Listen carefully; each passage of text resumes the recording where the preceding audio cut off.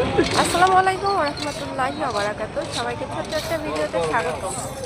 এই যে বাদাম বিক্রি করতেছে, আর এখন আবার বাদাম আর হচ্ছে চাল ভাজা একসাথে বিক্রি করতেছে। ঠিক আছে, এই যে এটা হচ্ছে কেবল করছে, কি সুন্দর একদম মুড়ির মতো হয়ে গেছে। তো আমি হচ্ছে একটু এগুলা নিব। আর এই যে ওইগুলোও কি ভাজতিছো?